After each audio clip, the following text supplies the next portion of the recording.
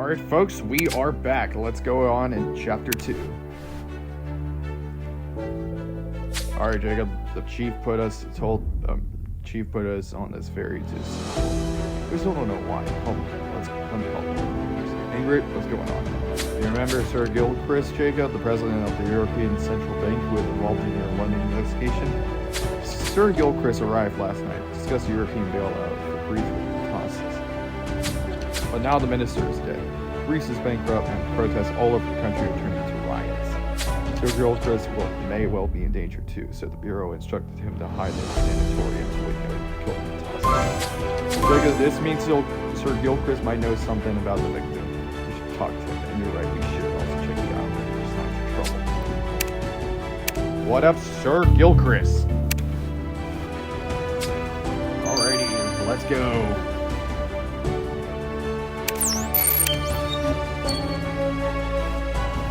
Sir Gilchrist, the Bureau is concerned for your safety. Don't go out in the streets. It's dangerous. Oh, I wouldn't do that. I could stand the sun. I miss a jolly good British rain already.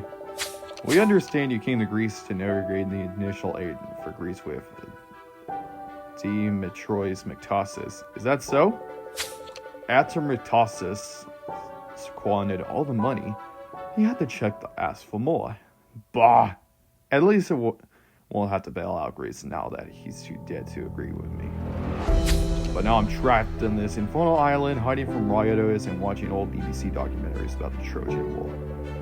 At least as always, the minister advises send some canned olives for me. The only redeeming feature of this ghastly country.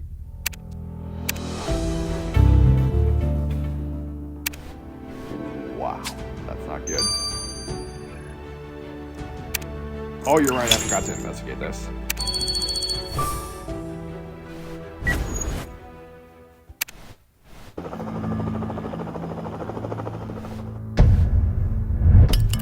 Okay, eggplant, that's obviously going to be something. Sandal,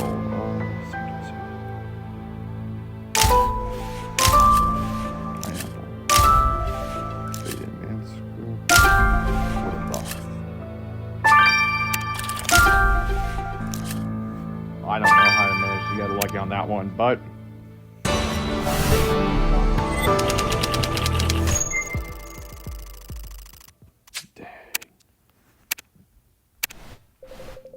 Jacob, I can see why Sanatorium is a safe hiding place from rioters. Who could be angry here?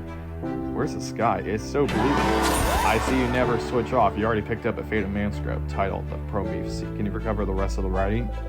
You want to look into that wind box too? You have to pick that padlock first. Alrighty, so I'm going to examine the wind box.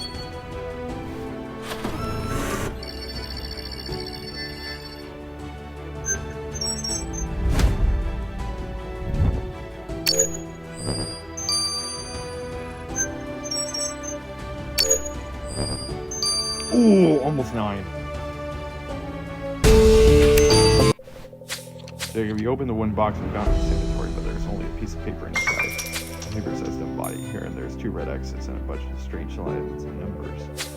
I agree, the reference to dumb in a body means this could have been written by the killer. That can't make sense in cynical logic. I'm not even sure who can help. You know what, let's give this paper to Ellie. He's the only one who prefers to sit in the office while the rest of us sunbathe on the beach.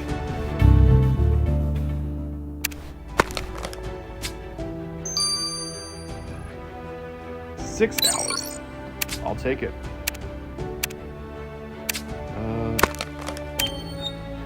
Forgot about that, but okay.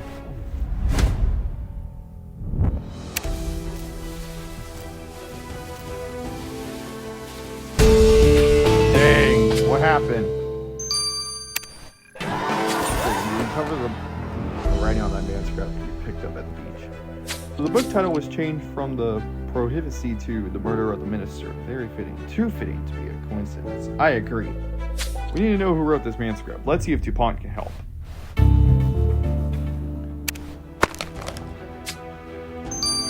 Alright guys, 12 hours. Okay guys, I'll see you guys in 12 hours. I'll see you guys in a little bit. This is Galaxy Nail 2025. Over and out. Alright. Alright, folks, we are back. Let's go ahead and get the results from both of these. I'll skip the small talk, Jacob. The graph you found in the Santorini is a tide table. A little bit more small talk would help, Elliot. What is a tide table? It tracks the periodic changes of currents, water depth, and navigation hazards around the Greek islands. It's essential tool for sailors. It marks the graph reveal when it is useful to pick the best time and place in the body of the sea. Protect the time, tosses death, and all adds up. Your killer was put in his sails to Santorini after murder and left the body of the sea at high tide. Like I said, Jacob arrived. Was before the boat to take the body and sail away with it. Wow, kid, I didn't know you used so much sailing. Never thought you left the comfort zone of your darkened bedroom. Not if I could help it, but if I had a dysfunctional childhood, yachting holidays in the Caribbean with my family, criminalized me for life.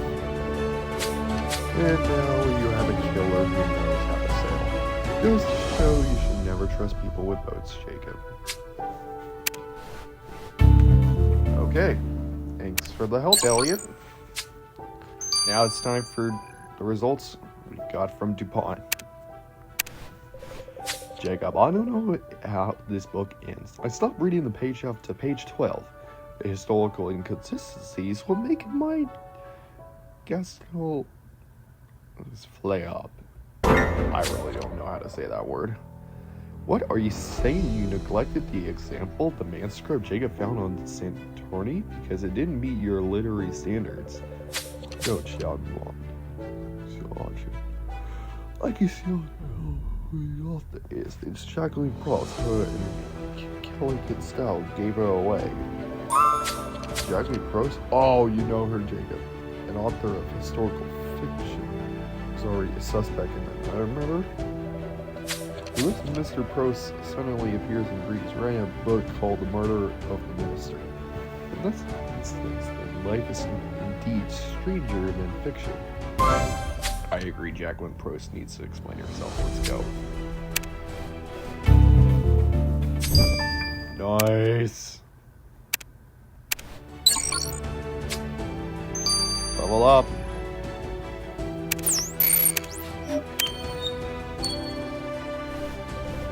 Detective Jacob, you have to help me. This manuscript is the best book I have ever written. It had potential scandal, money, Greek mythology, and romance, all in one. I can't find it. You mean the one called The Murder of the Minister? Detective Jacob, I can't believe it. I know I came to Santorini to relax, but when I visited a local cave, I was suddenly inspired. Must be all is they divine. How did you manage to write the book so fast before Metaxas was even killed? I worked on manuscript day and night for 2 weeks. That's how. And now that you return it, I must get on with the editing. Detective Jacob, this Proust woman seems too self-centered to commit murder, but how does she always get mixed up in investigations? Yeah, I have a theory. If Jacqueline isn't a killer, then maybe she's an agent. Why not? She mingles with ministers, celebrities, high-profile people. You think that all that is research for her books? Anyways, you're right, Jacqueline. I mentioned something about the cave. That's when she got inspiration for her book. Good idea. Let's go back to the cave.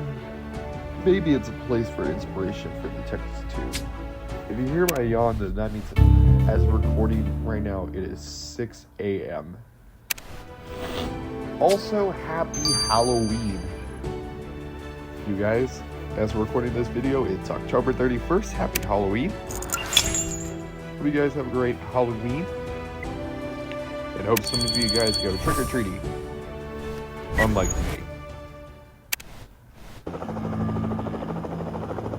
Who, for the first time, won't be handing out candy or going trick-or-treating. Play. No, that's a suitcase. Grapes. Faded paper. Dragonfly.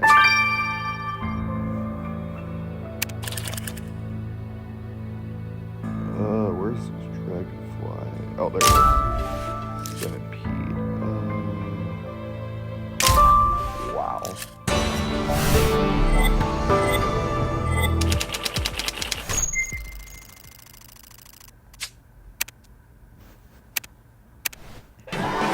Jacob, he's found a suitcase in the cave, and there's a mask in it. Right, it looks like the mask of that crazy lady who claimed to know the future. So this suitcase must belong to her. Let's research through it. And I see you picked up some crumbled paper, and it says father's name, Demetrius McTavish. Hey, we don't know the victim of the father. This is the new angle to this case. You get to restore the right and find out who his child is.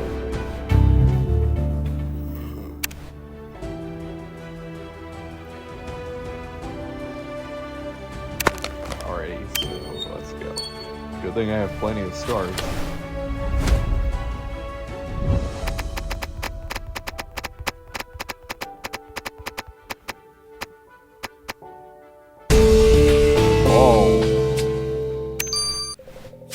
What is this oracle suitcase we found in the cave? A tablet? This oracle isn't until Resolution. She lives in the modern world like the rest of us. Let's decode her tablet.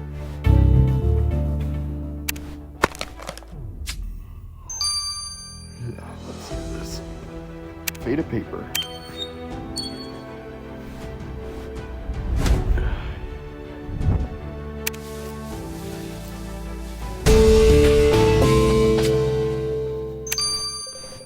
Jacob said the birth certificate he found in the case that said Demetrius McTavish as a child called Penelope. Do you think Penelope is our suspect, the hippie protester? But if Penelope was the victim's daughter, what do you think she had initially? Elliot mentioned Penelope changed her name and she got destroyed her birth certificate. Maybe she was ashamed of her father. You on the case? All dark suit boots from the light. Let's boots.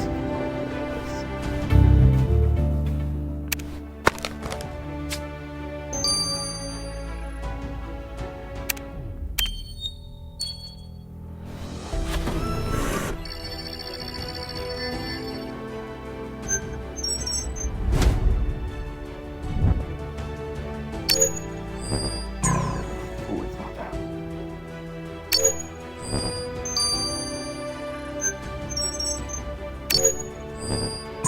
Nope.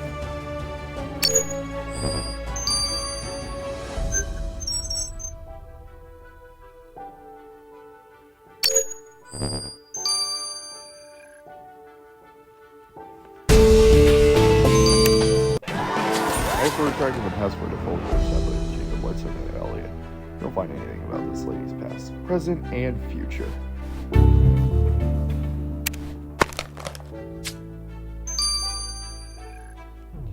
12 hours.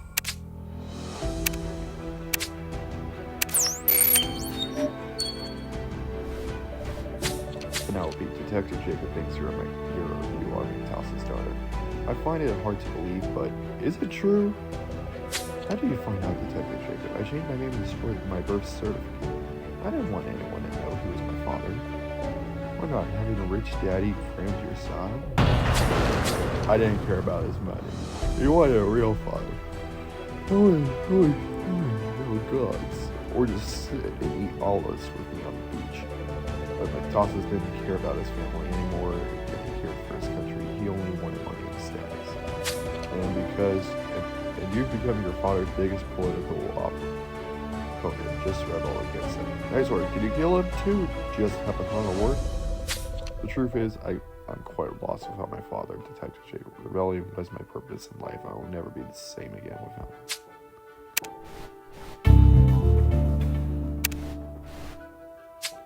Alright guys, so I'm going to be waiting those 12 hours, so see you guys in a little bit. This is Galaxy Nail 2025, over and out. Alright folks, we are back. Let's go ahead and get the results from Elliot. Hello guys, I'll get into your tablet in a minute, but first I hope you don't mind not getting paid this much. What? Why wouldn't you get paid? Because they hacked the Bureau's payroll system and invested your salaries in a virtual currency, the E-Euro. Now that McTavish crashed the stock market, it's dirt cheap. You spent all our money without asking for permission or some joke currency in a financial crisis? It's okay. Once Jacob catches the killer, the market will recover. The E-Euro will rally, and you'll cash in. Jacob, it will be justifiable homicidal to throw this brat into the agency, right? Fine, whatever. Analyze this stupid tablet yourself then. can't believe you just slammed the door and left, Jacob. Alright, I'm sorry, Jacob. So, I looked into the tablet you found in the cave. The tablet belongs to a certain Cassandra Paptakis. She was a professor of classic Greek literature until McTossis stopped funding the university's last month. Professor Paptakis lost her job. She couldn't pay her rent anymore. Now, Professor Paptakis lives in the cave and freaks out tourists with her proceeds for a living. So, this unemployed oracle is the victim of McTossis budget cuts. Interesting. Alright, Elliot, you and me. We ain't done yet, but Jacob's right. We have to question the professor again.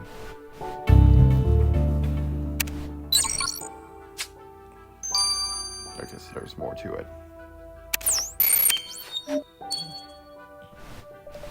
We know who you are, Professor Paptakis. You're not a real oracle. You're an unemployed Greek skulker. Oh, so you found out. Well, Detective Jacob, if I could really see the future, I had to immigrate to a better country years ago. Why didn't you tell us you lost your job because of McTossis? Because there are greater powers at play here, Detective Jacob, and not just in Greece, but everywhere in Europe. The Prometheans are behind this murder and others. The organization is more powerful than the Bureau, and they'll always be one step ahead of you. For someone who lives in a cave and reads antique poems, you're well versed in hyperbole political affairs, Professor. Oh, the ancient Greeks already knew about all of your investigations, Detective Jacob. It is foretold in the visions of Hades. A great hero will come. Do it. Let it be not too late. Jacob, this is a disaster. We still don't have any leads on Brother Klaus or the Prometheans. The situation in Greece is becoming critical. I need an update on the minister's murder. Well, Jacqueline Prost, the author, is Sanatory, and her new book plot is suspiciously similar to Greek minister's murder. In other news, Penelope is McTossis' daughter. The Oracle is an unemployed professor, and Elliot is an entitled brat. But we knew that already. Jacob, that's great work. Excuse me. Yes, who's there? I'm the voice of the people. I planted a bomb on Sanatory. Freedom for Greece. Alright, sorry if that last part got cut out saying that it was cut off. My mom called me for some reason, but anyways, that is going to wrap up Chapter 2, so that's what matters the most. So I'll see you guys in Chapter 3. This is Galaxy Nail 2025. Over and out.